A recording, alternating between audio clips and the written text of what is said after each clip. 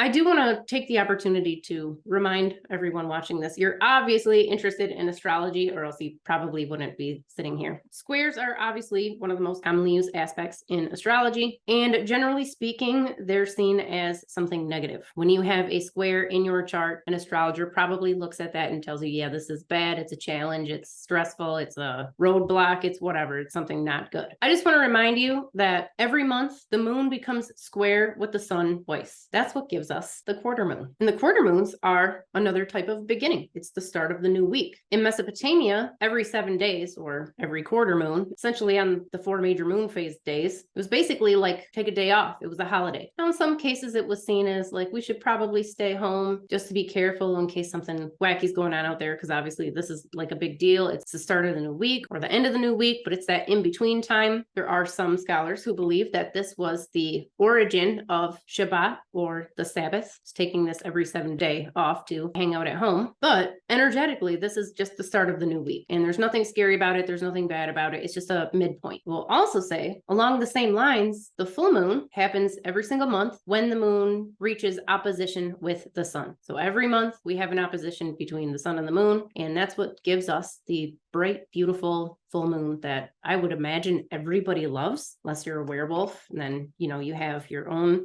hang-ups with the moon. But other than that, we all love it. It's a time of energy. There's no blockage. There's no not being able to tune in, like these planets are in opposition, so something must be black. No, this is actually blowing this energy up. This is when we feel the moon the most, or at least a lot of people claim to. Even people who aren't into things like this, most people can agree that this is a time of energy, and some wacky stuff goes down in hospitals and all kinds of stuff. The point that I'm trying to make is that these aspects are traditionally viewed as something negative, and there is absolutely no reason to think that they are negative. There's literally nothing negative happening in an opposition nor in a square. If you're curious as to how the modern meanings of the aspects came into being, it basically boils down to medieval astrologers taking a lot of medieval, namely Christian superstition, and just plastering it onto astrology. Yes, there was some of it in early classical astrology too. I say early classical astrology, I mean Greek astrology, but the aspects really didn't take on any real significance until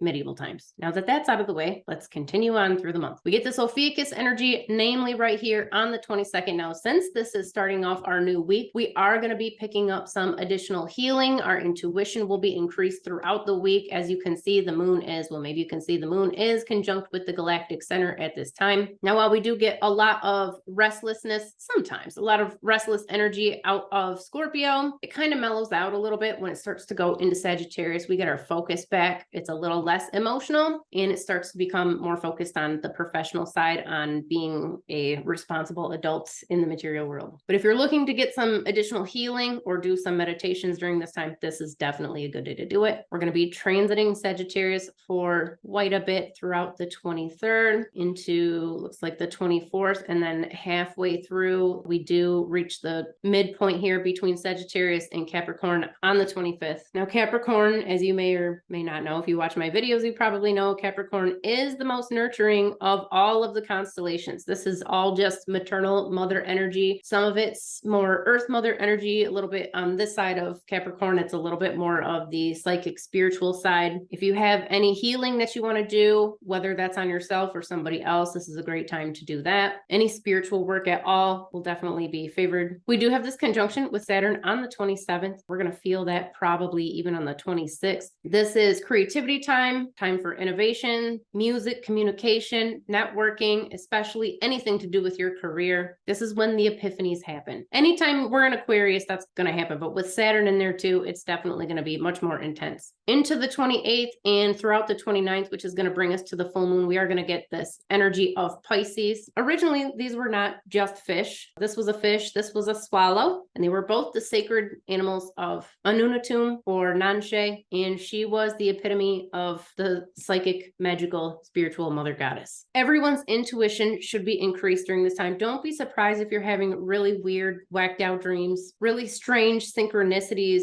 It's going to be an interesting full moon, probably for most of the population. If you haven't already, like, share, subscribe, and take very good care of yourself.